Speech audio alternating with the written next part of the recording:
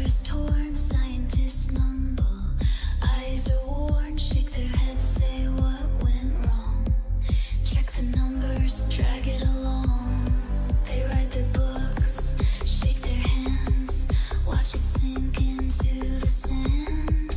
Call it heat, call it tide, call it anything but the crime. The blob don't burn, the blob don't kill, but the core still burn and the waste still spills. The blob don't kill, the blob don't burn, but the fuel still melts and the tides still turn. The blob don't burn, the blob don't kill, but the fish still starve and the bones lie still. The blob don't kill, the blob don't burn, but the truth stays buried where the dead things fill. 10 years gone, still no sound. Birds don't sing when the food runs out. They print their papers, paint the walls. Never once where the bodies fall. They write their books, shake their hands, watch it sink into the sand. Call it heat, call it tide, call it anything but the crime. They're puzzled, they're stunned, they say they don't know. Oh, what a show, what a show. They point to the sky, to the tides and the flow. Where did it go, where did it go? They'll blame the heat, they'll blame the waves, not the course, not the grave. They'll figure it out someday soon, someday soon, someday. The blob don't burn, the blob don't kill, but the core still burn and the waste still spills. The blob don't kill, the blob don't burn, but the fuel still melts and the tides still turn. The blob don't burn, the blob don't kill, but the fish still starve and the bones lie still. The blob don't kill, the blob don't burn, but the truth stays buried where the dead things fill.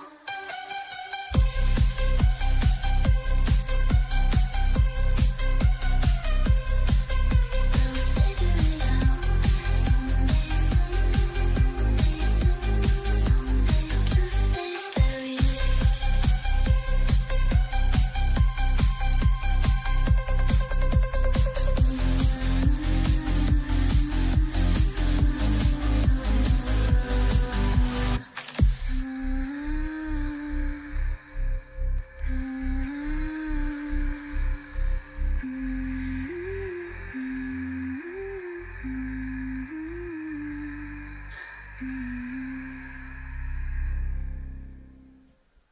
We put a link in the description for everybody. And keep them handy, you're going to need them. The headphones. So this was within the first 14, 15 hours. But it was around 10 kilometers away from the Iran nuclear power plant. There's been a lot more bombs dropped since. There's 200 coalition, I guess United Kingdom's involved. Israeli and United States jets bombing Iran. And so the original opening salvo, they took out, according to the administration, United States administration, they took out all of the key leadership in Iran. And so then the question is, why are they still bombing, city blocks full of, full of civilians, if they already took out the key administration, the key leaderships? And they murdered all of those too on top of that, so they made it even more worse. Right, they turned them now into icons forever. Is Israel? I think Israel is also using a laser. I know they've used it before, but I think they're using that as a self-defense to take out incoming. They have a U.S. aircraft carrier. I think that's the newest one, is it? The station out front.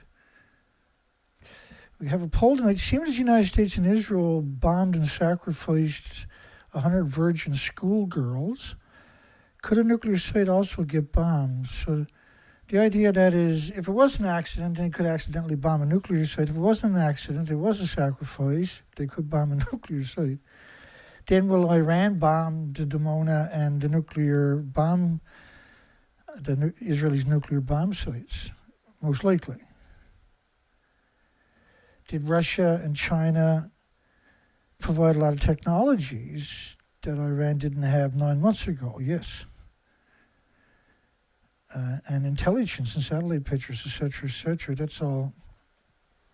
That has to be weighed into all of this. The United States is a very powerful army, coalitions, of course. They have a seemingly endless supply of munitions. Israel couldn't exist without United States. So let's just talk about some of that stuff, because it's quite concerning, because it doesn't just affect locally, it affects everybody worldwide. So I think that warrants a deeper look into this so-called conflict.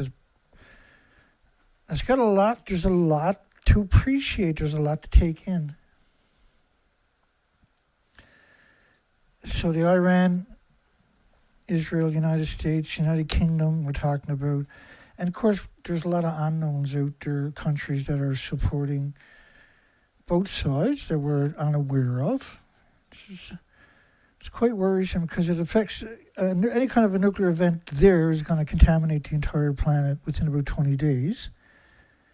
Just let me touch upon that so I make sure that those who are not familiar with it can appreciate where we're rightfully concerned. We have every right to be concerned. And you have an obligation to be concerned, actually. Particularly if you plan on living past another day or two. Because ultimately this stuff shows up in your environment, in your water, in your food chain, in your air, in your filtration systems, which contaminates your filtration systems forever, by the way. So let me try to explain that. It's complicated sometimes if you don't know much. And we're unfortunately cursed. We know quite a lot. But I have a unique way to explain this narrative. And there's nothing easy about these conversations, unfortunately. You got a bunch of videos to get through. We got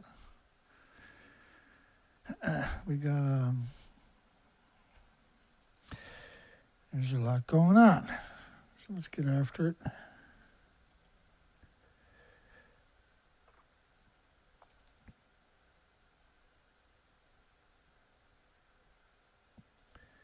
Why is it always so difficult?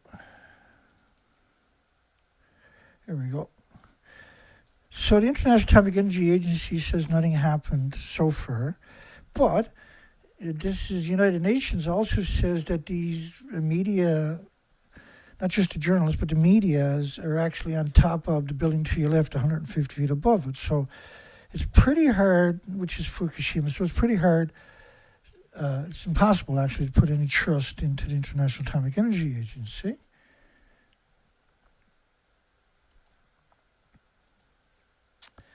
And put into consideration what Fukushima done. So officially, they're on top of a building that doesn't exist.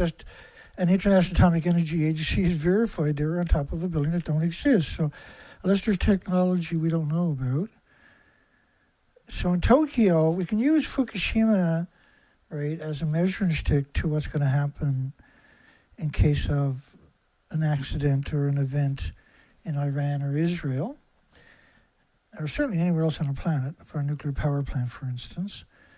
And not counting the fuel pools, which are decades of reactor cores, that you need to put that into this equation. So 500 trillion atoms a kilogram of so-called radioactive glass, which is ionized, so-called ionized glass, neutron-bombarded glass, rained on Tokyo. So, say 55 becquerels. Now, a becquerel is a pulse of energy, and so a single atom will pulse energy every second. That's the becquerel, the pulse of energy. And it could do that every second for millions of years. So they call that a decay, but it doesn't decay for a billion years, rather. So it's a pulse of energy. You have to treat it not as the propaganda machine wants you to, the connotations they implant in everybody, but calling it a decay. These are not decays, these are pulses of energies. Right? If you're talking about a very short-lived isotope, it's still much more harmful, and still shouldn't be described as a decay. It's meant to make you complacent about the radioactive fallout. So 500 trillion atoms a kilogram, when it used to 55, would be an evacuation zone. Now, the whole planet got buried in neptunium-239, which decays to plutonium-239 after 2.5 days. And there's 10 decays, so every decay is 50% of the isotope will decay to another isotope, which might be even worse than the original one. And in this case, neptunium is 2.5 days, so 25 days later, these plumes are based on 20 days and 21 days of radioactive fallout from Japan's reactors that really, really did melt down. So there was also 1 million atoms of xenon-133, so you have absurd amount of neptunium-239, absurd amount of plutonium-239. By the way, the biggest byproduct of the radioactive fuel rod is curium isotopes, not neptunium, which is incredibly rough on everybody's hearts. And so if you've seen an increase of mortality events of heart attacks and autoimmune diseases post-Fukushima, guess what? So 1 million, so that's 3 isotopes. These are huge numbers, by the way. Iodine-131, there's 10 times more 132, 30 times more 133, 31 times more iodine-129. They all travel in the same plume, right? So they're all going to be in that same plume, along with zirconium, along with the neptunium, which decays to plutonium, right? So you're talking about 1, 2, 3, 131, 1, 2, 3, 131, 132, 133, 129. So the 132, 133 are 9 times more effective than the incredible iodine-131 is at ionizing and radiating the thyroid glands of all the species. So you got, let's try to keep track of, you got confirmed, this is confirmed documentation of absurd amount of radioactive fallout. Neptunium, then by proxy, of course, plutonium, because it decays after 2.5 days. With plutonium's 239 is 24,000 year half-life, so it'll be long past the human experience. That's 3. I'm sorry, that's 3, counting the xenon at 1 million atoms. So when you see per square meter, you're talking about on the ground. So that's 3 isotopes. Then you got 131, 132, 133, 129 with a 15 million year half-life. The 132 and 133 are 9 times more effective than the incredibly effective iodine-131. The 7 isotopes we're talking about radioactive fallout. And here's a Canadian study of the iodine-129 at 220 million atoms per liter. There's rainfall by the liter. And this stuff with a 15 million year half-life. Despite the fact that it's weak, it's still an anthropogenic man-made isotope. Your body still treats it as a foreign object. So your body attacks it for the rest of your life with white blood cells. And every time it pulses energy in your body, it destroys your chromosomes, your cells, and your DNA. Your body has to try to repair that with white blood cells. So there's an immediate cause reaction for all the species. So you got one, the so-called radioactive neutron glass. You got 2, the neptunium-239, then by proxy, the plutonium-239. You got the xenon-133, which you can't have without the krypton-85, for instance. You got 20 million particles of 131. These are absurd numbers. 131, you got 132, 133, 129. That's 8 confirmed isotopes. You had cesium-137 covered the entire planet. According to the French government, it was a million to 10 million atoms per cubic meter of air. That's 9 isotopes. Cesium-137, by the way, and this was based upon 20-day models, covered the entire planet post-Fukushima. So we don't need any more of this raining on us, okay? This is not a game. This is not a left-right, extreme left, extreme right, political ideology. This is your health, your loved one's health, the future of the planet, the ecosystem, the biota. Weekends off at Fukushima, not one homeless person could be seen, because that's the only people that they're going to go there. Academics are not going there. Former top international degenerate agency official, Fukushima is a catastrophe for every citizen of the world. If it's a catastrophe for every citizen, it has to be a catastrophe for every species, right? All 8 million.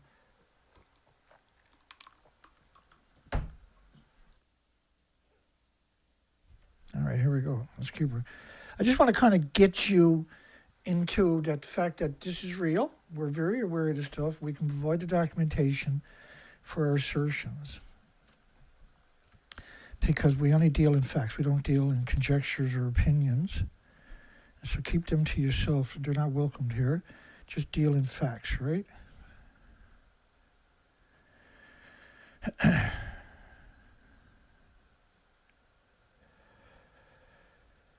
So that's 9 isotopes that are recognized of radioactive fallout. So this is not an opinion,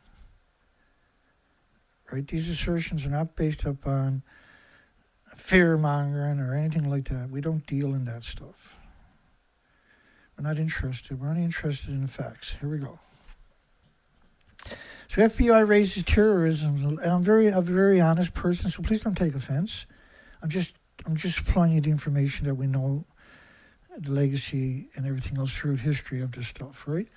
So when I say that the FBI raises terrorism alert, first off, do you know Israel is likely, certain elements in the Israeli military-industrial complex are most likely to stage false flags in America to get the public support and blame it on whichever enemy they got on their dinner plate at that moment of that year.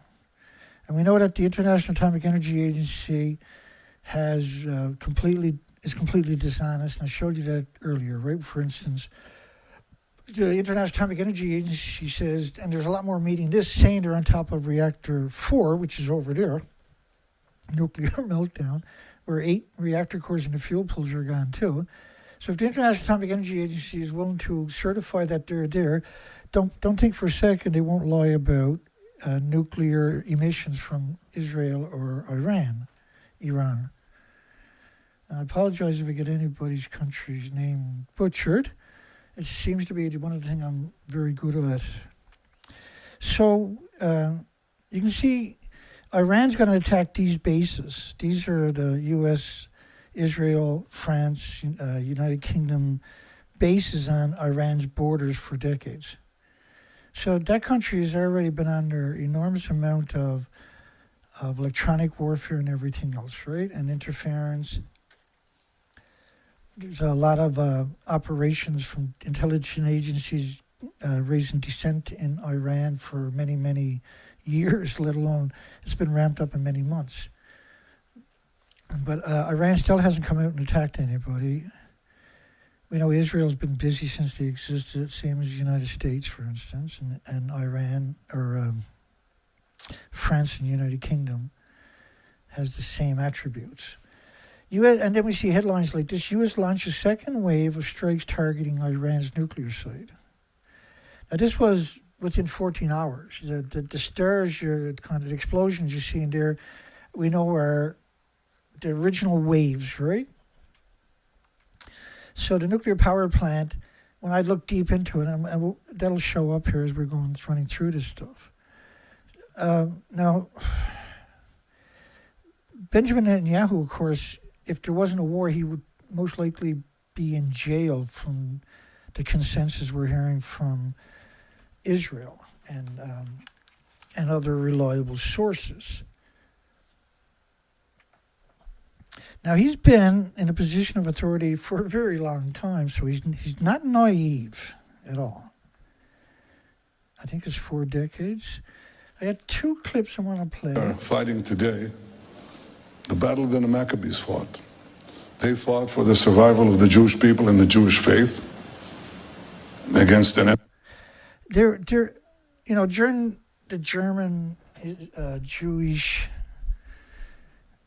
thing, I think 50 million people worldwide died trying to protect them, right? Trying to save them. It's the same people that they're just destroying today, right? They don't have any It's like France. France wouldn't exist if the Americans didn't go there and drive the enemy out, yet France is belligerent to America, and it does it under the guise of a single politician, right? These are very slippery characters you got to consider. Enemy that wanted to extinguish us, wipe us out from the face of the earth. We were fighting our battle, but we were also fighting the battle of civilization.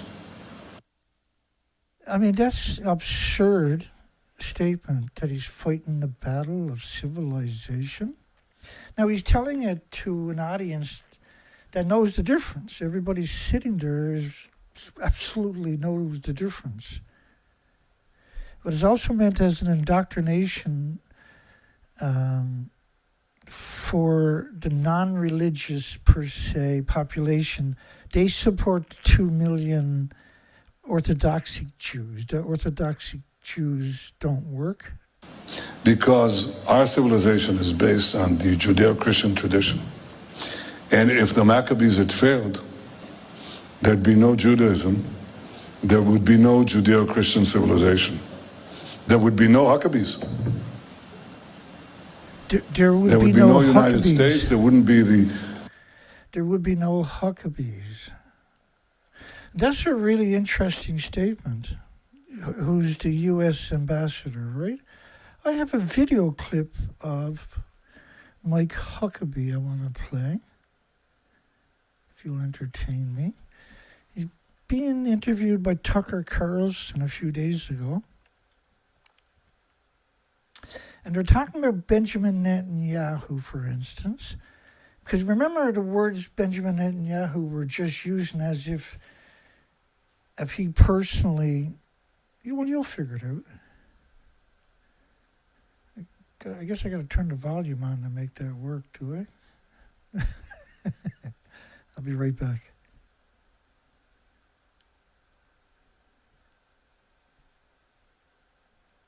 In the entirety of the world, there are about 16 million Jews total. And 8 million of them live here. The rest live mostly in New York or South Florida and a few other places. Okay. So this is a small population of people. They have connection to this land, historically, biblically. Do they? Yes, they do. If Bibi's family, we know they lived in Eastern Europe. There's no evidence they ever lived here. He's not religious. But in what sense how do we know ancestrally, that? Do you have his family tree? No, we don't. Do you? He doesn't. So no one does. That's the point. But so how do we know that he has any connection to this land at all? And if there has been a practice of Judaism and a connection to the language, the Bible, the land. His ancestors didn't. He doesn't practice Judaism in any rigorous way. His ancestors didn't live here. They didn't speak the language, and there's no evidence they ever lived here. So on what basis does he have a right to be here? Very much speaks the language. He has fought for the land. His family has fought for the land. You're dodging a I'm not very dodging, obvious question, which is, where does this right come from? And the reason it's meaningful is because there are a lot of people in the territory that Israel controls today, particularly in the West Bank, who, through genetic testing, we can know their families have been here for thousands of years. We don't know whether they practiced Judaism, whether they were Samaritans, pre-Islam. We don't know that. A lot of them we know have been Christians for 2,000 years. They have less of a right to the land than someone whose ancestors, the only thing we know about them is they lived in Latvia or Poland. They're Eastern European. How does that work? They're Jewish. By what definition? They're Jewish by their But how do we know they have any connection they're to Jewish the Jews by their faith. They're Jewish Bible? by the connection to the language. Jewish by the connection to the Torah. But how do we know that Bibi, specifically Bibi's ancestors, ever lived here? How do we know that? I'm not sure if I understand your question. How do we know if the Prime Minister of Israel's ancestors ever lived? Maybe I could ask you, how do we know they didn't? I mean, well, it's on the basis of the claim that they did that all kinds of things happen. People are displaced. There's a money flow. I mean, it's a big question. A lot hangs on this. It's not some theoretical thing like, oh, you know, did my grandparents do this or do that? It's like, no, we have a right to be here because my ancestors were here. Okay, how do we know they were here? I'm totally unable to process what you're trying to get at. You can't process a simple question. Go back to BB. Civilization of freedom, the respect for our common traditions, our common values, all of that would not happen if it weren't for those common traditions, common values. The Iran don't have common traditions, common values. The Palestinians don't have common Come on, right? 5 brave brothers. They actually made the whole difference. So that spirit animates these brave soldiers that are here today and their comrades who are fighting in Gaza or in Lebanon or in Iran, wherever is necessary to not only... Comrades, isn't that what the Germans called their co-workers when they were conflict in Germany? Comrades? It's an interesting thing to say. Preserve the Jewish nation and the Jewish state. Which has only existed for 60 or 70 years, right? So, like, isn't it not a rational thing to say? But preserve civilization against the barbarians. Everybody's a barbarian except for barbarians, I guess. The barbarians are out there. Everybody's your enemy. All you can do is trust. They did a horrible thing to us on October 7th. I mean, that's up for debate. Why did everybody on the wall not react to breaches of the walls for hours and hours? There's an endless amount of politicians have asked that question. And it's documented. They'll never do it again. But they're doing... Never do what again? Nobody will ever do it. He built a wall to keep any immigrants out. Against Jews in Sydney and Jews... Jews in Sydney? He's invoking Sydney. What the hell, man? Elsewhere in America? This is justification now for what? For everything that they do that's illegal for every other country? And elsewhere? This is our common battle against the barbarians. So everybody's a barbarian.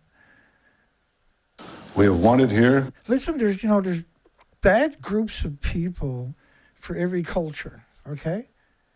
There's criminals in every culture. Every culture has a massive amount of great people, a massive amount of criminals, murderers and serial killers and fraudsters and embezzlers, etc., etc. Every culture has that. You can't avoid that. So naming off Australia or incidences in America is emblematic of every culture. This is not an Israeli Jewish thing, my goodness. We're winning it here, we'll win it everywhere. He's just... He looks like he's high as a kite, eh? חג שמח, חג חנוכה שמח לכולכם. תודה רבה לכם. תודה רבה. Look at his sneaky eyes. My goodness, that was terrifying. Now, you got to realize he's been down this road. He's been saying that Iran will have a nuclear weapon for almost 40 years.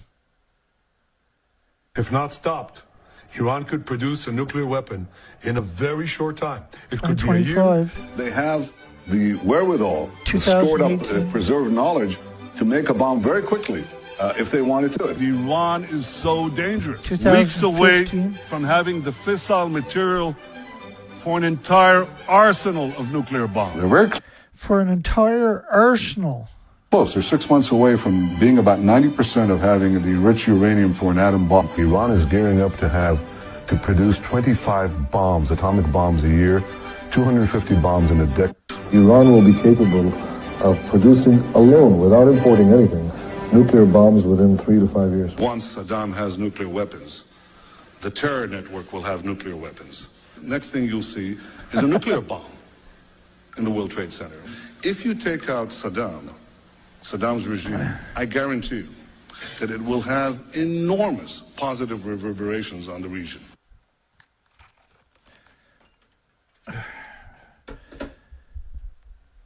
Like, it's absurd that we're having this conversation. That this guy is still not in jail. It's absurd.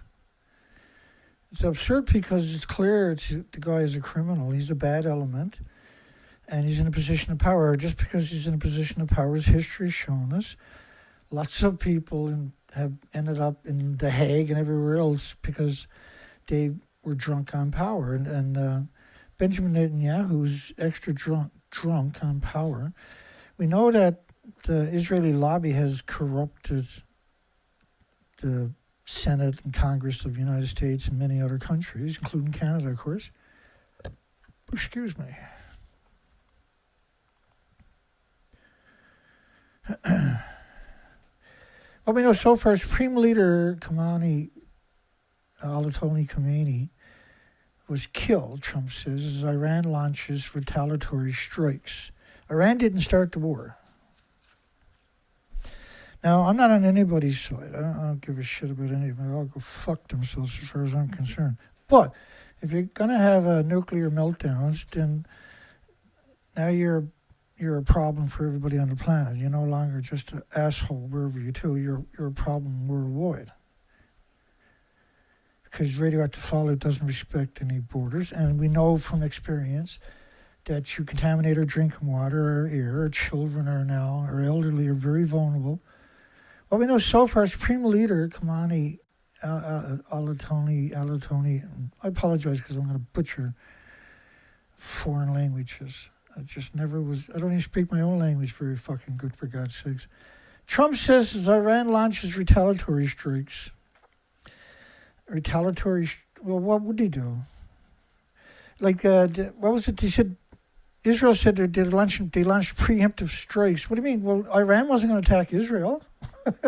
How is that preemptive if the people that you launched strikes against weren't attacked? You have never had an army come and, like, you couldn't survive a real fight against Iran anyway. You wouldn't be there right now if the Americans and the British weren't there, which diapers for you. Iran has responded to the attack by launching missiles and drones towards Israel. Now, Iran had learned their lesson a couple of decades ago, and they have it's estimated at least 1,000 miles underground tunnels and cities, like the Americans, of course, and that they have an absurd stock of old drones that they thought they were going to be using, suicide drones, and there's a few thoughts I got there that I should throw out there. Already doing this war now because robots are so close, right? And robots can be really quite a ferocious thing to deal with. The humanoid robots have advanced significantly in the last 4 or 5 months. That's going to double. It's already terrifying. Jump back spinning hook kicks, jump back side kicks, spinning back fist, mule kicks. They'll kill people if they connect with it. And they're extremely accurate. Are starting to show up. Very, very. You can't fight against a robot. Right now we have, Eric Schmidt, who's making an absurd amount of suicide drones every month for Zelensky, but he's also up to no good too. He was down to the World Economic Forum meeting recently, and I was saying to myself, if I was there, I would have got a piece of foam, cut it up like one of the bombs he's got on a Ukrainian drone, strapped to a cheap drone and chased him around because he was out walking around. I think it would have been really funny to watch Eric Schmidt running away from a drone down at the World Economic Forum. I can fucking guarantee if I was there, I would have done it. I wouldn't give a fuck if I went to jail for it.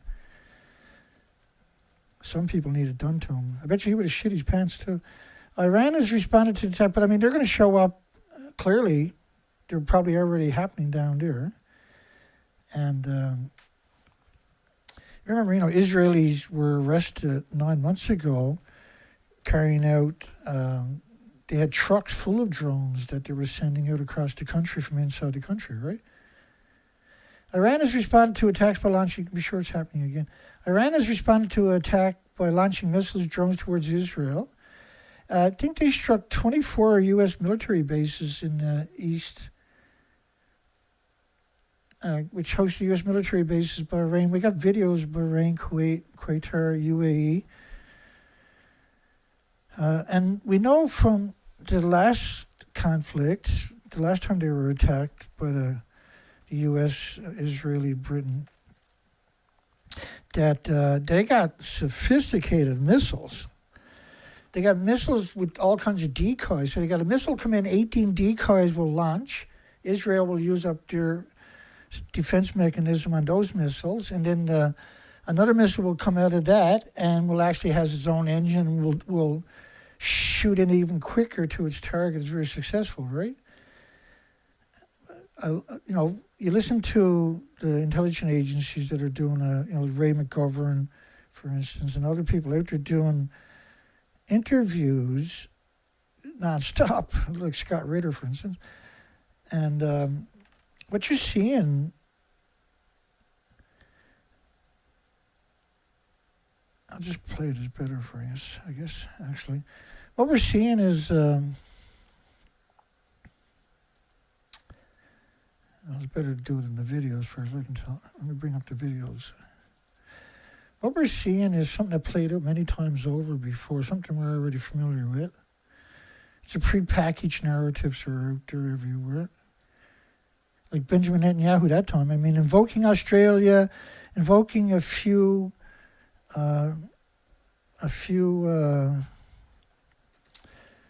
Jewish centers that were attacked by radical skinheads or something, or like all the terrorist attacks in the United States post 9/11. Mother Jones had done a forensic investigative report on it, showing that they all had CIA, FBI handlers. Right, so it's pretty dubious. There's a lot of money in that stuff. This is what they do. It's in the book of The Art of War, for instance.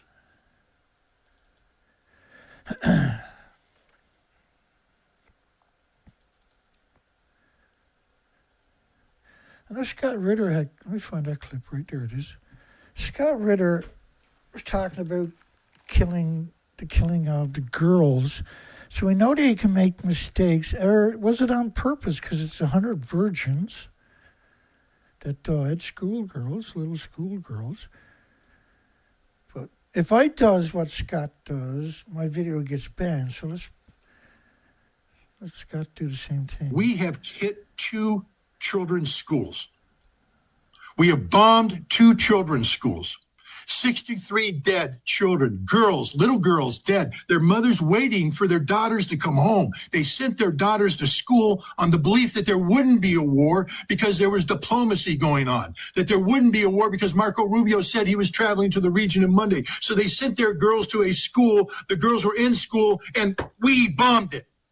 And we bombed another one. There's 100 girls buried under that rubble being dug out now.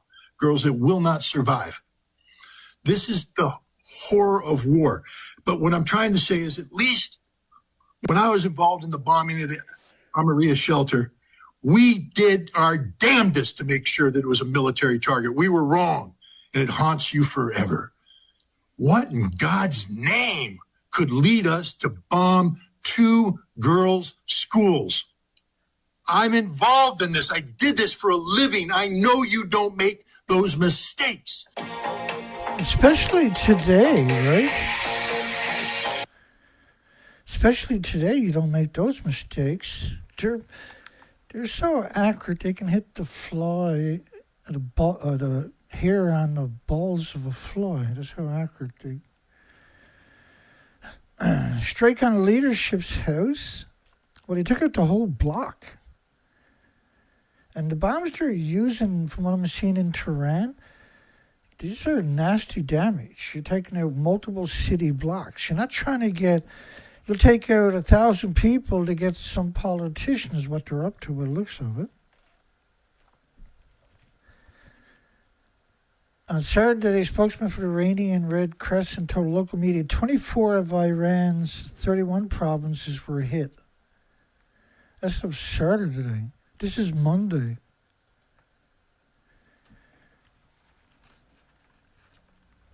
So this was just day 1, the 28th. Just what all the stuff I'm going to show you tonight is from the original day, because that's when that's one of your most important grabs, is screen capture grabs, is that day. And I didn't see any sense in doing. I put out a little video about it that I hope made some sense. There's no reason to think that war with Iran is necessary. This is the Washington Post, for goodness sakes, of all people. Trump criticizes the Iraq war. Now he's making the same mistakes. Well, there's a lot of speculation about what's really going on, and nobody will ever know, most likely.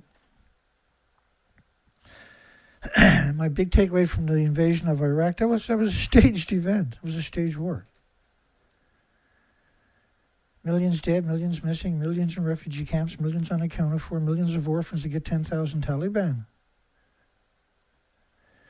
You destroyed Afghanistan, 28 million people. You sprayed the entire country with Dolram, depleted uranium, low-level radioactive material.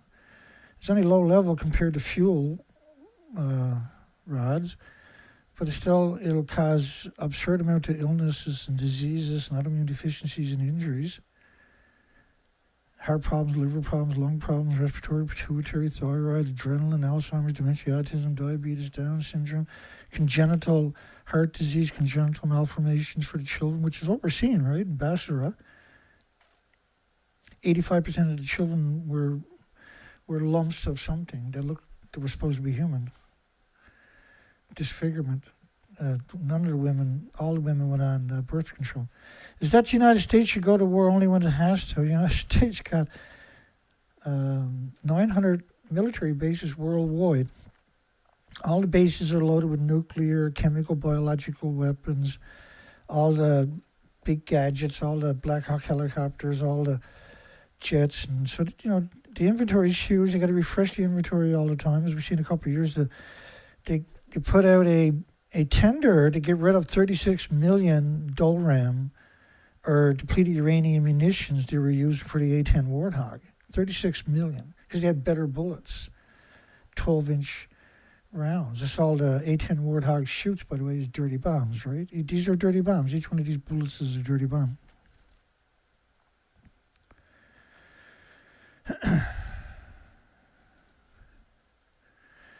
So I was worried about plant. I've done a comparison, of course, and that was the first 14, 16 hours. That was BBC, I think that map was from. How close was the United States-Israel city is the same name as the nuclear power plant. It turns out there were about 11 or 12 kilometers, something like that. Don't quote me. It was a city and the international airport. I mean, we're talking about all kinds of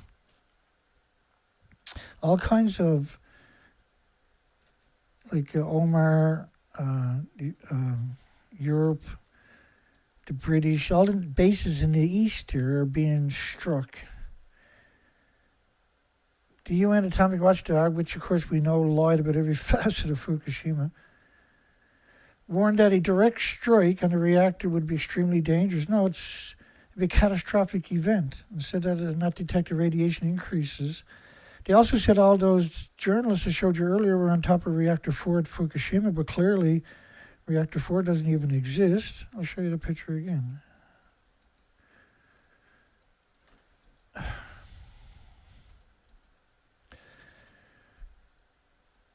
I'm still trying to understand.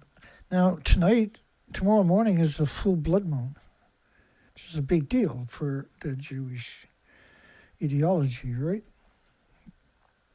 So the United Nations watchdog says these people were 150 feet above that stump there, right? Here's what it should look like. These are 190-foot buildings and 150 feet wide. You can see the guts are hanging out of Reactor 4 in Japan. At the top of the building was 9 reactor cores. They're gone too. There's 4 of the buildings. The same thing happened. These reactor cores are pure uranium, pure plutonium. Say Chernobyl was a graphite reactor. It was a newer reactor. It was a small reactor. It didn't have decades of reactor cores at the top of the building. So each one of these reactor cores, because they're pure uranium, pure plutonium, they're huge reactors compared to Chernobyl, or at least 100 Chernobyls in plutonium, uranium, mmer, plutonium, strontium, qualities and quantities. About 100 reactors. You're talking about 3,600 reactor cores were lost when Japan melted down. It's hard to comprehend it, isn't it? They hit it up. They covered it. So why should you trust United Nations again? United Nations says that never happened. Why should we trust them? Like, I'm just being honest. Why should we trust them, right? Excuse me.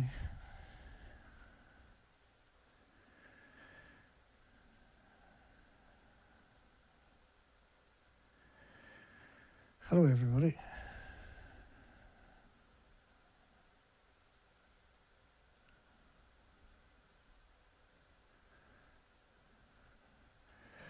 Yeah, Colette has a good idea. What's a robot going to do against paint? So you can buy hydroponic systems, and you can buy pressurized paint. And so when the robot walks through your door, you can spray their entire body with paint. It's a great idea, isn't it? Only problem is with AI, in a few years' time, they might be running on radars on top of that. But it doesn't hurt the blind, I'm going to tell you that much. So reactor 4 and reactor 3, there's 4 of these reactors, and they had around 9 reactor cores at the top of each of the buildings. That's all gone. They don't have a repository. They're storing everything at the top of the buildings. It's equal to around 3,600, 4,000 Chernobyls melting down at the one time in a 5-day period.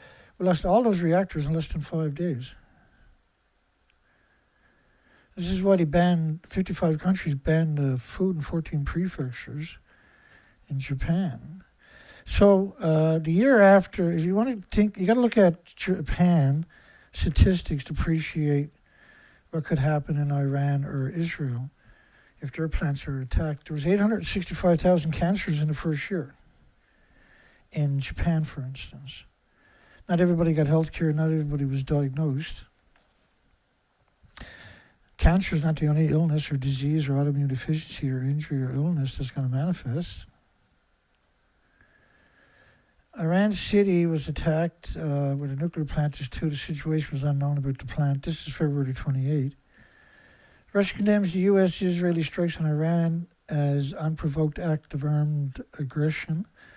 And the Russian ambassador to the UN Security Council, I listened to what he had to say about that, and I was quite surprised at how candid he really was. Israel is used to long, hard wars, right? They're not used to wars where people fight back. They have no concept of that in their entire history until 9 months ago when Iran put a bit of a beating back on them. They have never experienced that before. And you can see, just instead of dancing in the streets like they normally do, they're all crying, hid away in shelters. We're not seeing Israeli troops on the ground in Iran. We're seeing them attack them air superiority, which is what they're known for. They don't have... Courage is not something the Israeli troops are known for. Most of them are people that are coming from other countries fighting for Israel. On top of that, the whole country has to serve an Israeli so-called military. So they're raised on being abusive to the Palestinians. So they don't see the Palestinians as people. They have always treated them. I mean, Israel has 5 million plus refugees from Palestine in concentration camps that they're surrounded with barbed wire fences and IDF soldiers with German shepherds. It's the most bizarre thing you've ever seen. And so Israel's allowed to fight for whatever they want, but people are not allowed to fight back. They're not allowed to say no. Or you're a terrorist. If it does that, you're a terrorist. How many terrorists does it take? How many suicide bombers does it take to equal an aircraft carrier? I was thinking about that this morning when I seen a picture of the U.S. aircraft carrier in Israeli port. How many terrorists does it take to equal an F-16 fighter jet that the Israelis are flying? I wonder.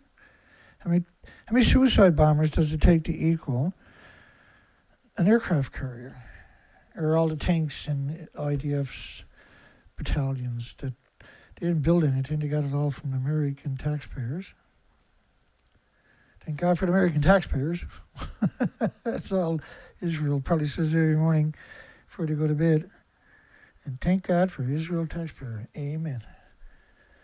Russia on Saturday condemned the U.S.-Israeli strike on Iran as a pre-planned, unprovoked act. You know, and that was an interesting thing there. 9 months ago, Israel and the United States attacked Iran when they were in negotiations. And what did they do again this time? They had people heading for negotiations. Meanwhile, you have Israel and Iran sneaks in, does the attack again. They don't even have the fortitude to fight them head on. They don't even have the fortitude. They have to do everything sneaky. They have to sneak around like... It's bizarre, right? They don't have any fortitude, any courage. They can't garner any respect from anybody because they do stuff like that, right? So how can you respect these people when their tactics are the coward tactics? There's no fortitude. They're not stoic or something, right? They're cowards. They attack. Look over here, and then they smack you in the back of the head, and they say, you're a terrorist, so I smacked you in the back of the head, so therefore I got the high ground.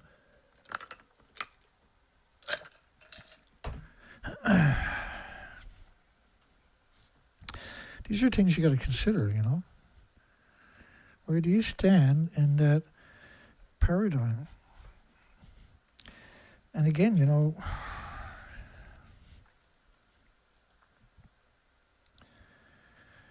Trump says Iran's supreme leader is dead. It wasn't even declared war.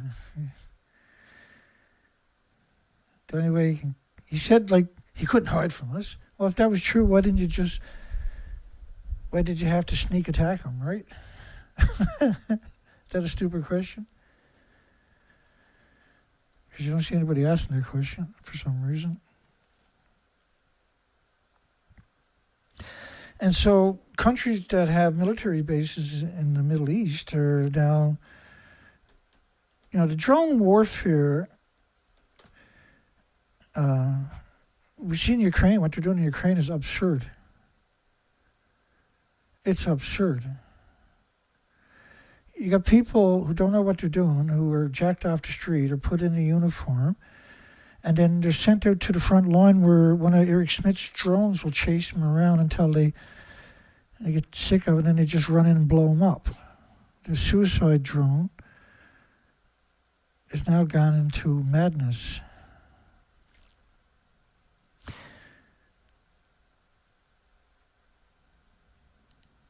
Let me bring up some of that stuff. They got drones flying around, chasing people down. Who is in need of an antipsychotic? He seemed pretty crazy.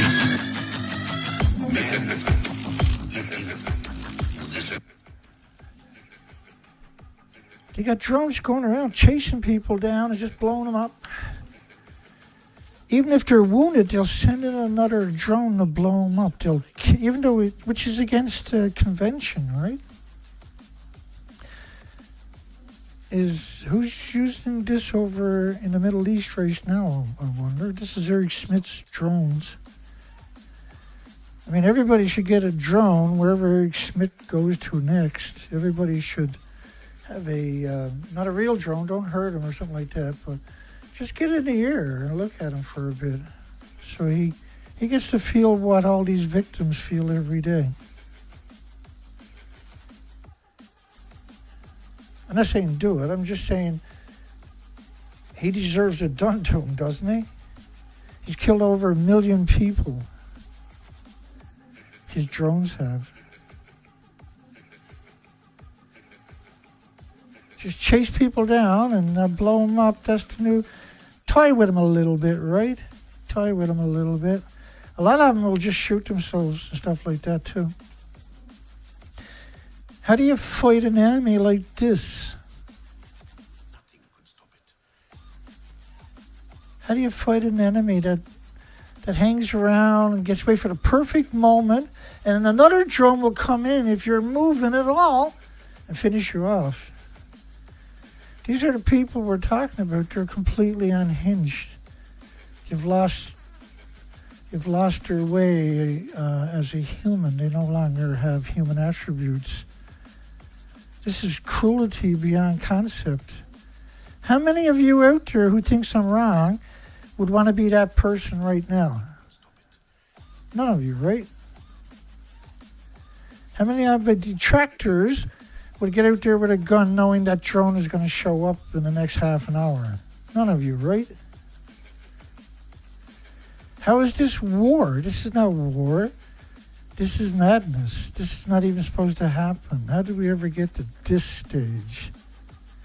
How did we become this complacent where this is now okay? It's okay because it's over there. You really fucking think it's not going to show up over here?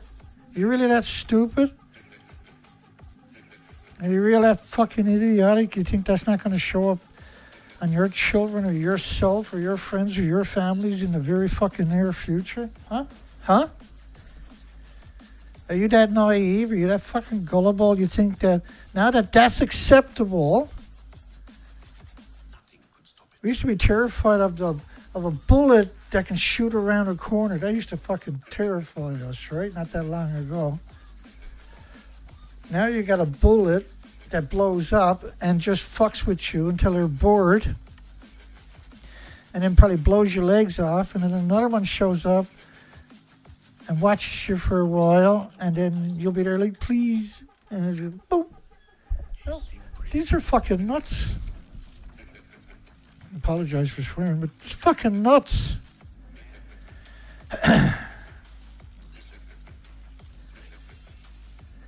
This is nuts. Tell me that's not nuts, for goodness sakes. Hang on. How is that not nuts, eh? It's the same thing where Benjamin Netanyahu, the greatest army in the world, but they got to sneak in and blow you up and kill you because you can track them anywhere. They can't escape the people that they got tracked them no matter what, so we got them.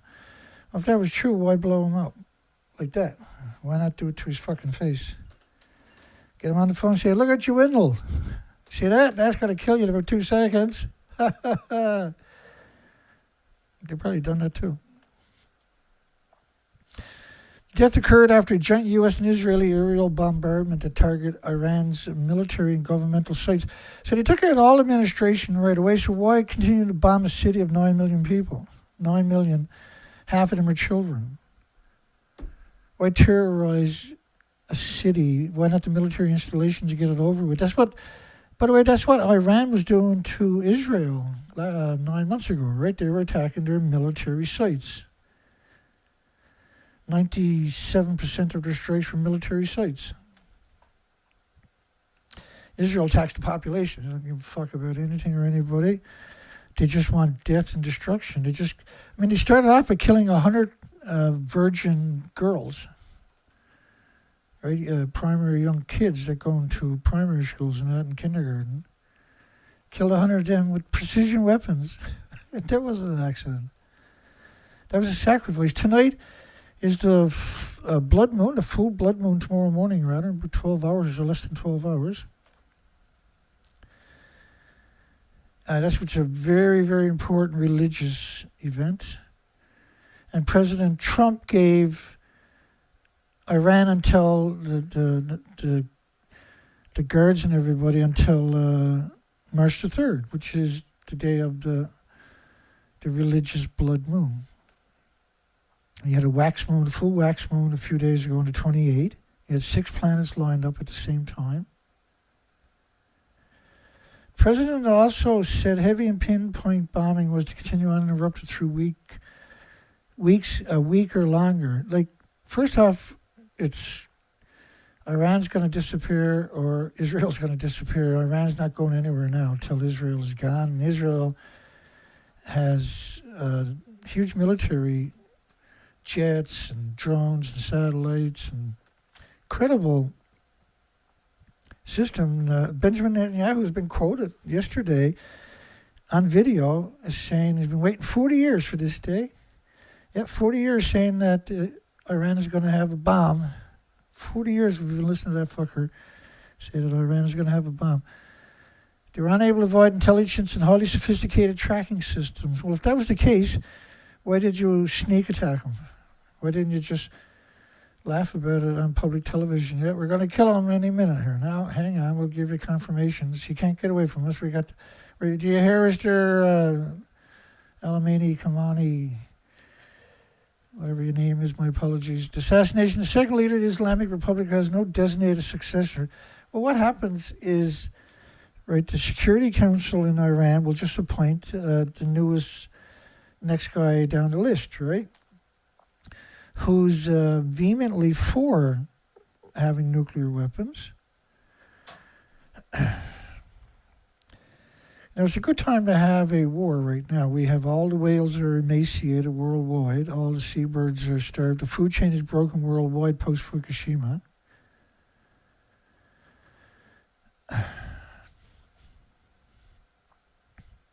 Hundreds rally in the U.S. Embassy not about to support military strikes. Hundreds, half of them are probably Israelis, for fuck's sakes. An Iran oil shock darkens prospect for all money in the world.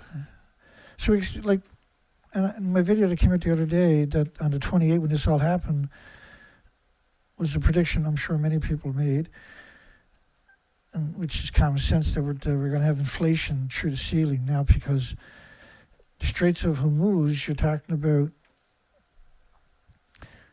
a significant amount of that oil is for North America products. Then you're going to end up with inflation, because you're going to drive up the price of a barrel of oil by $200, say $300, some analysts are saying. Canada's pro-U.S. stance in Iran attack carries security risks. Yeah, well, Israel needs to carry out a few false flag events in the United States to get the American people behind. That's the standard routine, right? In fact, the United States military will carry out attacks against itself so that they can get support from Congress. Congress will tell them, you need to attack U.S. We need an attack disguised as Iran so that we can allocate whatever budget you're looking for. Lots of politicians there. They'll tell you that's how it's done. Canada's support for U.S. strikes against Iran could come with security risk. Yeah, I guess so. Canada, government-backed American military. Now, just fucking day before they were like, fuck Trump. Day before they were like, fuck Trump. The day before they was like, fuck U.S. We're going to suck China's dick, and we're going to get everything we want a lot cheaper. And boom. We stand right alongside of Trump, and God bless Trump. Two-Face. Airspace closed, airlines halt flights as U.S. That's kind of when I realized, yeah, this is real. So I was grabbing these headlines originally when I realized what was happening. And I was just grabbing it to kind of put the story together so I'd have some kind of context that made sense if I decided I was going to do this video and tell it. Oil prices are already up 12% since last month. They're expected to trade higher. Well, as the Russian-Ukraine war winds down, they need another conflict to keep the inflation going, right? That's, the price of all commodities worldwide skyrocketed and continue to stay high. And even when the price of gas came down, they never withdrew the price increases of all the commodities worldwide, did they? Like aluminum or steel or iron or carbon or... Oil prices are already up 12%.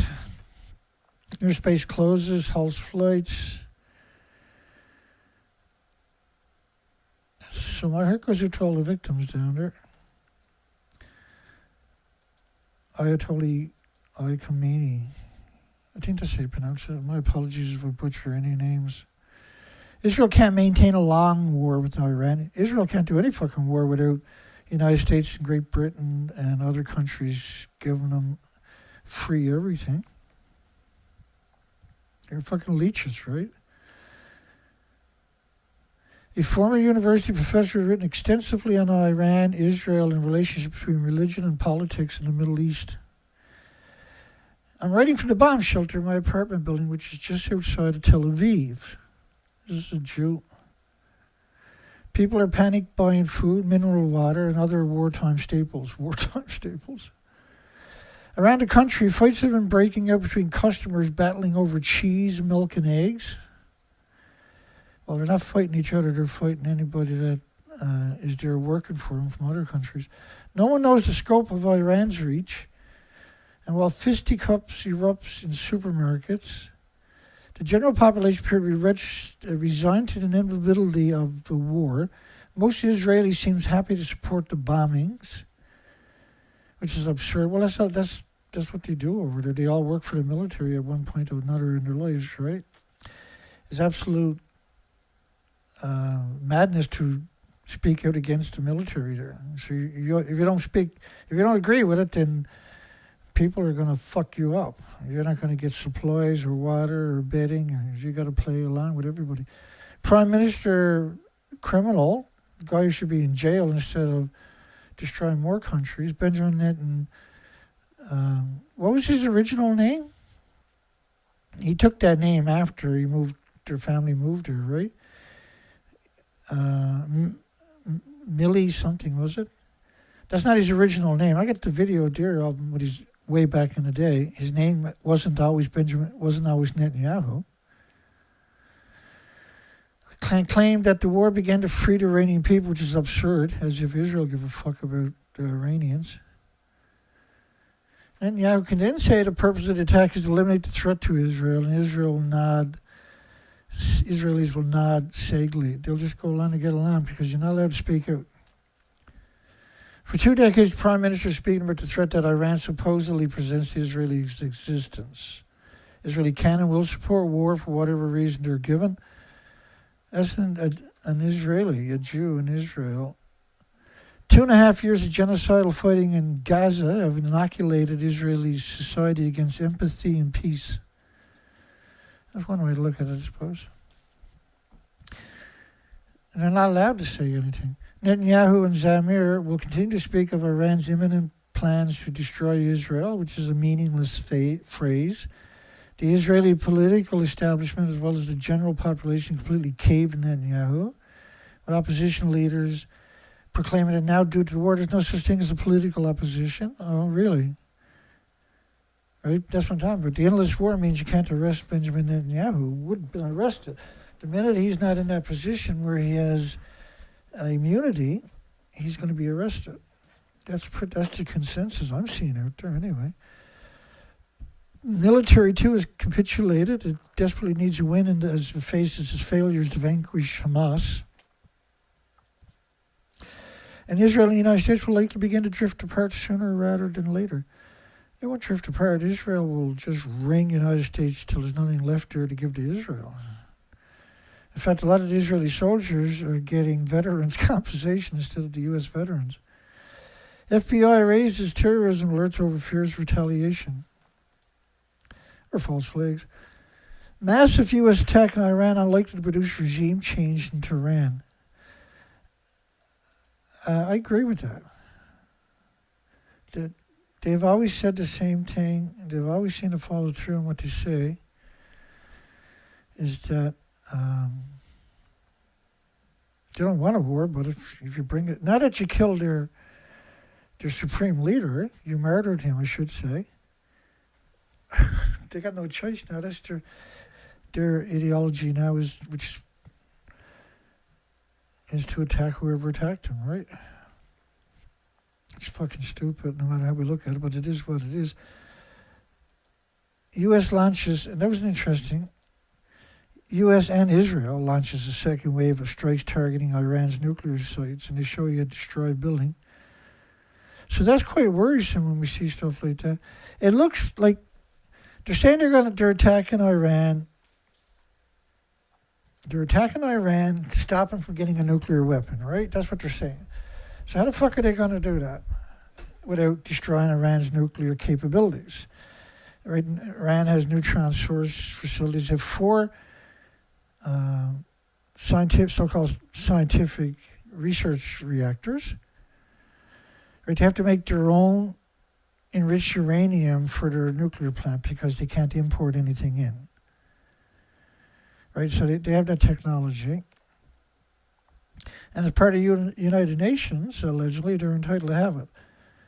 U.S. launched a second wave of strikes targeting Iran's nuclear sites.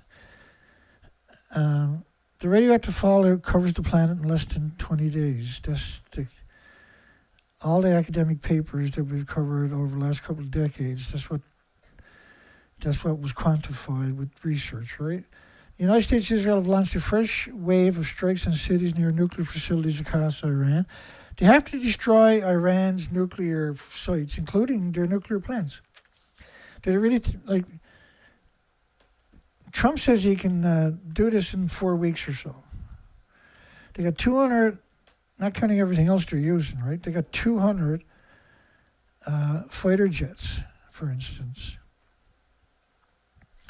You know, there's all kinds of covert operations going on throughout Iran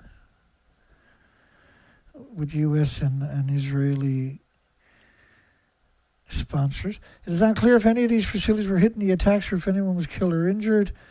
Iran on Saturday conducted a retaliatory strike attack after U.S.-Israel launched a barrage of strikes.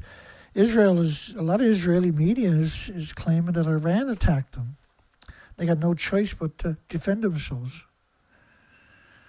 But they attacked Iran first. That's fucking clear as daylight. They can lie all they want, but that's clear as daylight. So do they have a right to complain if they're attacked? I don't think they do. Hitting American bases across the Middle East and several civilian targets. No, Israel and the United States, they found all the key people that they disliked, and they assassinated them. There was no declaration of war at this point, right? They're still not, certainly. They assassinated them, and then they claimed that they have superior this, superior that. They have no problem defeating Iran, which apparently is not true because Iran has taken out all kinds of their bases in the Middle East. Right, and the bizarre thing people call a media for some reason. Iranian missiles breached the Israeli Iron Dome. Now we know from 9 months ago that Iran, which showed quite a lot of restraint, if you ask me, because they can send over 2,000 a day for about 100 days straight. Israel's defenses can't keep up with it, and Iran was targeting military installations, military entities, and still are. Israel is destroying a city of 9 million people. That's terrorism in every sense of the word, too, in the United States. It's completely uncalled for, right, to terrorize 9 million people. You got you took out the administration for Iran.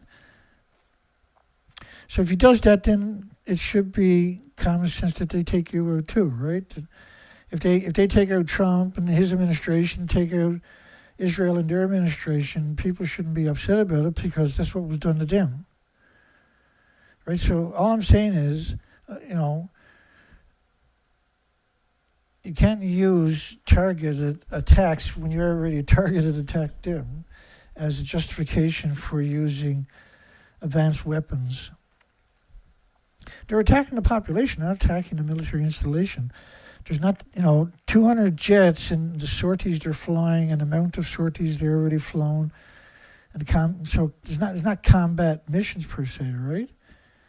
So they're attacking population, they're attacking infrastructures, and that's starting to happen back to them, which has never happened in their history before. They don't know what to do with that, right? They've never been attacked back strategically.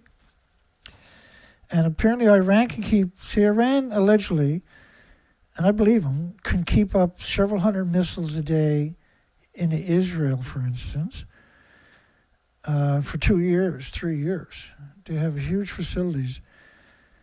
And while they have a lot of dummy facilities for the military to attack on top of that. Iranian missiles breached Iron Dome, landing in Tel Aviv, killing a woman in her 40s. This is really interesting. 3 others were hospitalized, including a man around 40. She had a woman in her 40s, a man in his 40s. 3 others were hospitalized who suffered serious injuries from shrapnel, and a woman in her 90s. And in total, 20 were wounded. So who were the other 20? Why were these put on a pedestal? What about the other 20? Right, they were trying to invoke sympathy for an assassination that they carried out, and a retaliation from an assassination they carried out. Hospitalization, and I mean, they're terrorizing 9 million people in just one city alone, and that's not the only city they're attacking. Tehran is 9 million people. So, 25 people is no comparison to 9 million people that are now going to be post-traumatic stress disorder for the rest of their lives, and you're destroying their entire city of 9 million people and the infrastructures. So they got a lot of arrogance complaining, as far as I'm concerned. It's hubris to even... You're terrorizing 9 million people just in one city alone with 200 jets dropping absurd ordnance and taking out entire city blocks.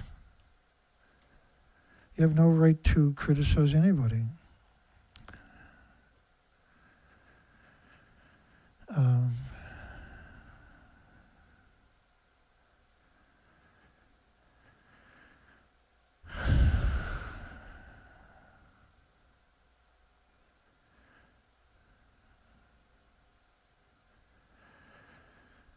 Let me see here.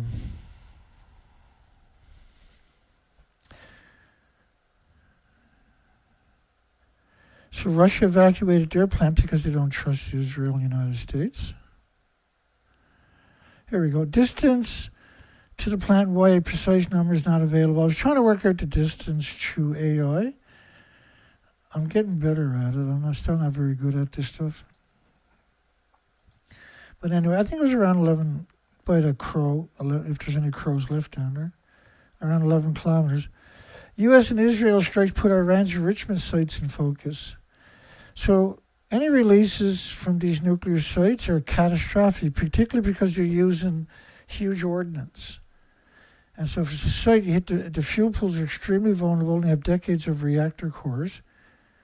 This is a catastrophic event for humanity.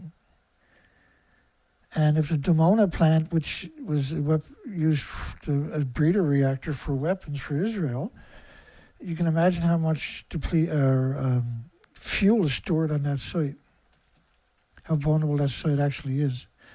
If Iran wants to hit that, Israel is not going to be able to stop it.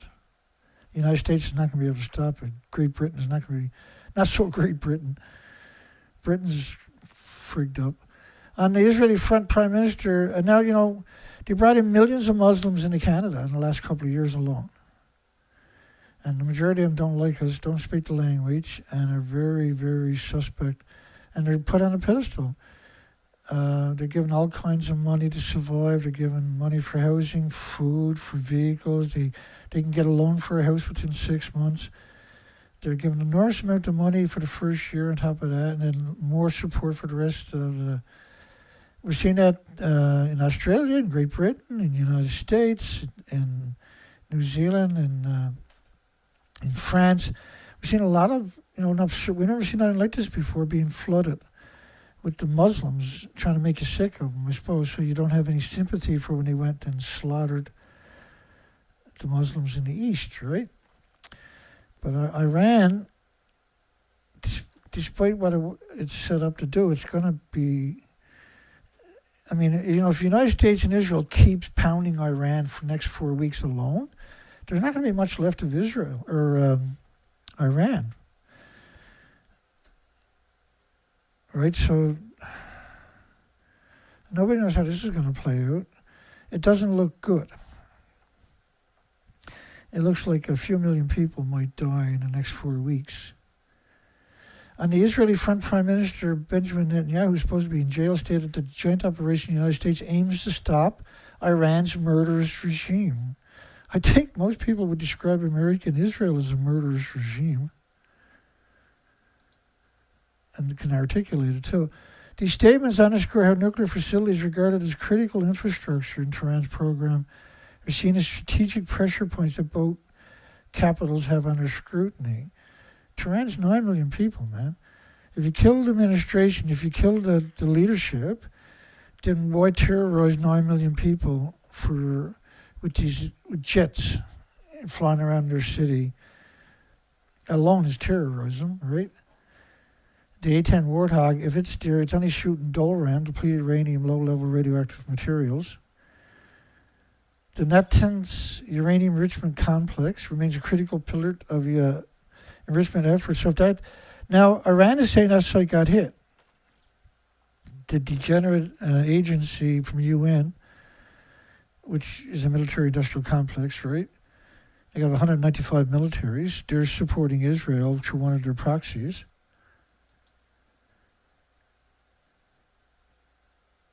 They said it reached 60% purity. And if it did, I'm assuming it was to produce a breeder reactor for their, because they're doing this with Russia, obviously, right? To have fuel for other reactors. I mean, the whole nuclear industry is just completely out of control. Fordo underground enrichment facility that was hit last time, and I can't pronounce these names. Isfahan nuclear technology that was hit too, I believe. The heavy water reactor that can produce plutonium usable in weapons. Under past agreement, the original reactor core was disabled, but plans for redesign and restart could make it sensitive in the future. But how much material does it still have on site is the question. Iran's capital hosts research reactors and related facilities support scientific work connected to the nuclear programs. And while these do not directly produce weapons-grade material, a role in training, testing, technology development gives them strategic values. So Israel and the United States and Great Britain are going to have to destroy all of this to ensure that Iran. And the nuclear power plant, they're not going to, how are they going to occupy that? That provides power for Tehran, I think. Don't quote me on that particular one. I imagine it does. 12 million or 9 million people. Under agreement, spent fuel is exported for reprocessing to Russia, right? Well, not a primary target, but they haven't got it all out there. I'm not sure how that plays out, actually. So I shouldn't say anything. They got a reactor core. Let's put it that way. That's enough to contaminate the entire planet too many times over in 20 days. Iran operates has operated at least 4 research reactors. Main research reactors, Tehran Research Reactor, the TRR, the IR-40 heavy water reactor, the RREC, and a small mmer type reactor at the university site Bonab. You can see here a miniature neutron source reactor. So, but like the high level fuel is sent back to Russia, but not all the radioactivity, just the high level fuel.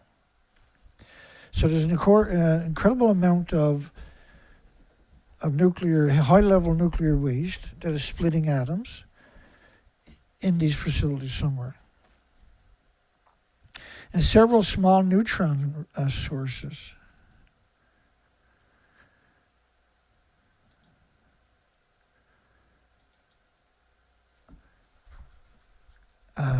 So then you got the peculiars of each of these right there for you.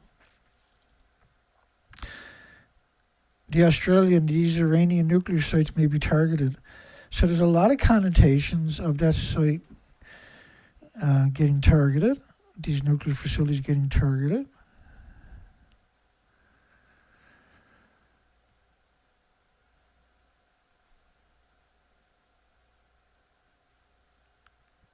Okay.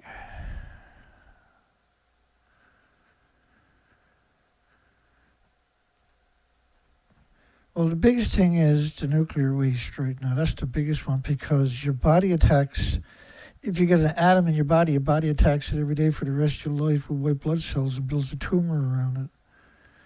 So brutal to your health consequences. And this is true for all species. If the United States and Israel moves to strike Iran's nuclear facilities, it would represent a major escalation with far-reaching implication. Well, you contaminate the entire friggin' planet. Would likely be at the top of any target list. So there's enough information I found just in the first day that strongly suggest they will hit the nuclear sites at some point coming up, if not already. And we know the International Atomic Energy Agency will lie about it because they lied about Fukushima, right? As I showed you that evidence earlier in the video. And the IAEA, they'll quote other nuclear entities, right, as their sources. And those sources are all UN sources. IRPA, UNSCLEAR, the IPRC, IAEA, they're all UN, right? So when they quote other sources, they're all on it's the same people on each of these panels. Same 100 gray hair people that are making decisions that destroy the health of everybody and all the species. Secondary sites would also factor in calculation for their role in fuel cycle potential plutonium pathways. Targeting these sites would be intended to disrupt Iran's ability to enrich uranium rapidly and to curtail infrastructure that could support weaponization. They don't need any of it. Russia will be happy to give them some, I'm sure. Such action would risk broad regional escalation, possible retaliation against civilian military targets, disruption of global energy markets.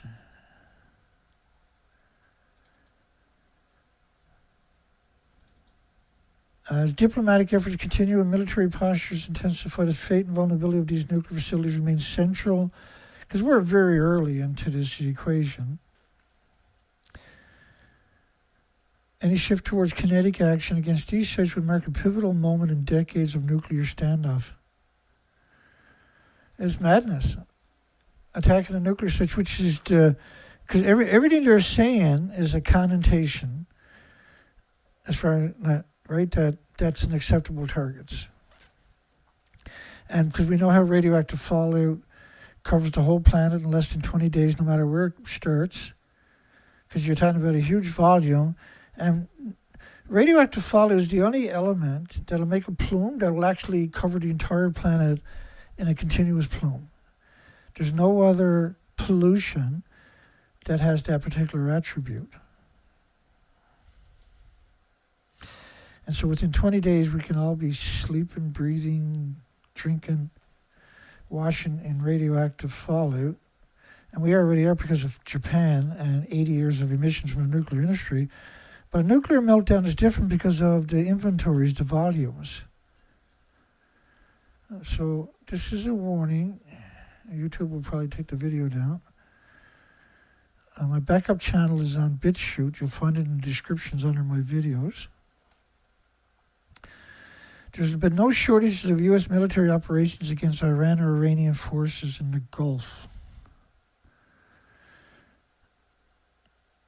since 1979.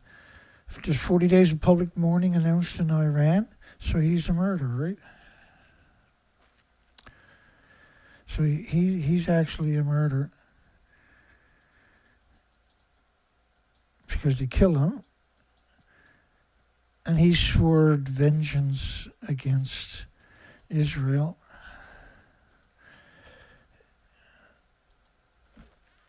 And 90 plus million people are being brutalized because they conquered Gaza for the most part. They still haven't completely conquered it, but they knocked down every building, every tree, every house. They polluted all the water, everything else there. They barbarized that population since they got Israel. They stole every piece of land they could. And Trump basically says they're going to replace the government in Tehran before they give up. So the only way you're going to replace the government of Tehran in a religious fanatical society like Israel or Iran, for instance, the only way you're going to replace the government is boots on the ground. You're going to have to destroy all the infrastructure in the entire country. Benjamin Netanyahu was bragging about it yesterday. He'd been waiting 40 years for this moment, 40 years to destroy Iran, get rid of them once and for all. The enemy of humanity. No, the enemy of his pocket bank account, right? Like Tucker Carlson says, there's no evidence he was born there, that his family lived there. He's an imported. And he's taken this narrative because of the religious, even though he's not religious, right? And weaponized it. And then he has run that country now. Now everything has to happen because he's getting old. And now's the time. So we don't know how this is going to play out, but it's not going to be fun. It's not going to be any fun for anybody, including Israelis or anybody in the Middle East or anybody else or any species on the entire planet. And there's a great video that James Lucid has put out about radioactive food. And it's called Man vs. Becquerel, Last War, 5-minute mega Becquerel seafood. It's a fascinating little video to watch. And he's not wrong. It's the scary part about this is he's not wrong. We're going to play that, and that'll be tonight. I probably will be back tomorrow night, same time. Seeming as United States and Israel sacrificed 100 virgin schoolgirls, could a nuclear site also get bombed? Yeah, it's pretty realistic, Dana. I know. Believe me, I know. So we're going to play this song here. Man vs. Becquerel. This is such a great video. Their primitive data center build out. That's friggin' fascinating, man. And this one. And the A for Atoms. There's something really good about that video. And it ain't the rabbit with the antlers, even though that's super important. And it's appropriate. We're going to play this video. And hugs for everybody. See everybody on the next show. We're trying to get back into it, and I've been down for about a month. I got hurt, and so I'm doing pretty good, but I'm still not back at all. Oh, and I shout out to James, same as this music site, by the way, who sacrificed another almost $300 donation, and you can too in the description. Bless your heart, James, and awesome videos, my friend. See everybody on the next one. Hugs for everybody. Have a great night. Take care.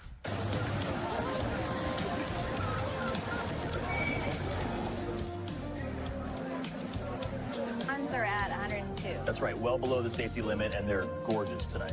Good to know. Thanks. Well below the safety limits. Snow crab, 240 becquerels per kilogram. Cocktail shrimp, 180.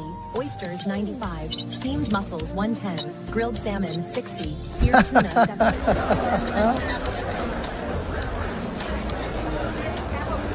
All right, this is the 5-minute mega becquerel platter. 5 minutes on the clock, and I have to make everything on this tray disappear. Clean ice, no scraps, no shells. We've got poached canary rockfish stuffed with crab, sashimi-grade tuna, a tower of snow crab legs, buttery lobster tail, seared scallops, steamed clams and mussels, little seaweed salad, and fresh uni. That's a lot of radiance for one sitting. If I crush it and do I'm still over a blow club thing. This is the spread right here. 5 minutes of work between me and history. Hat locked, hands ready, deep breath.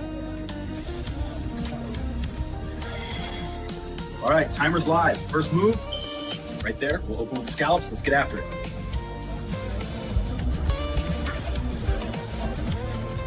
This is a fourth extension to Zazu. The call dose is 24,9,000 becquerels per kilogram.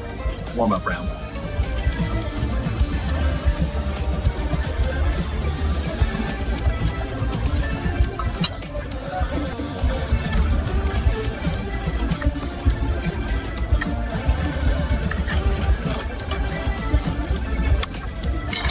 How's it up? Clams and mussels, 194,000 becquerels per kilogram. Keep it moving.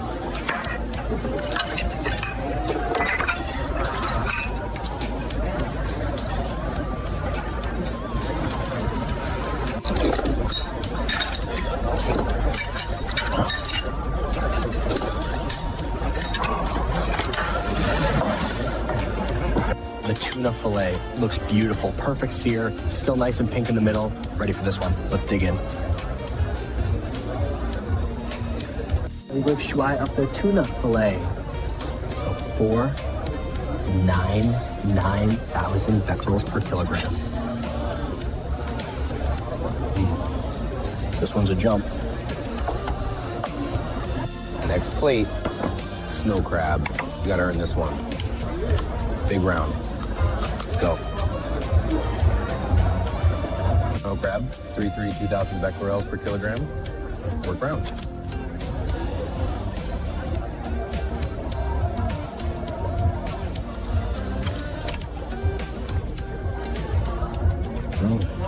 Next plate, lobster tail.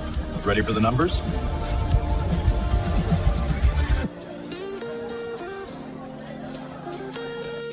Lobster tail, 443,000 becquerels per kilogram. Big jump.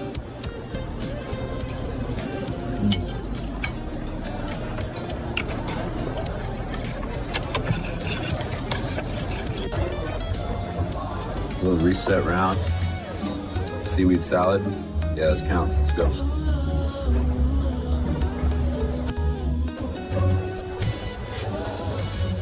Got him.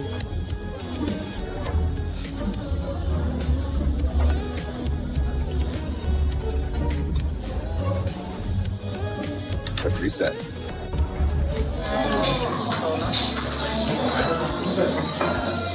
$139,000 becquerels per kilogram.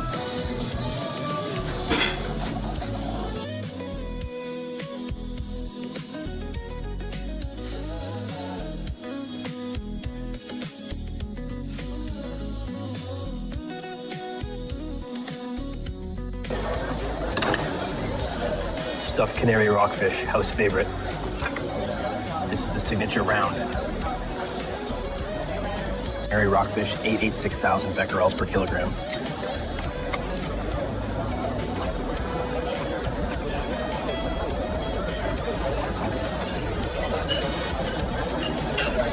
Final boss.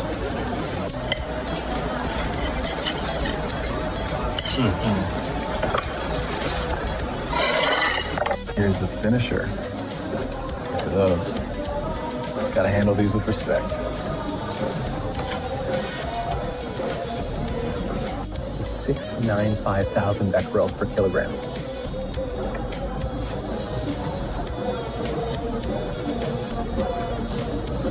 Closing it out.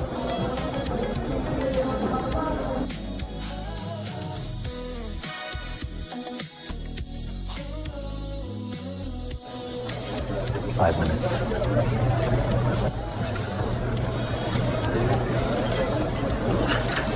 1 million becquerels. Done.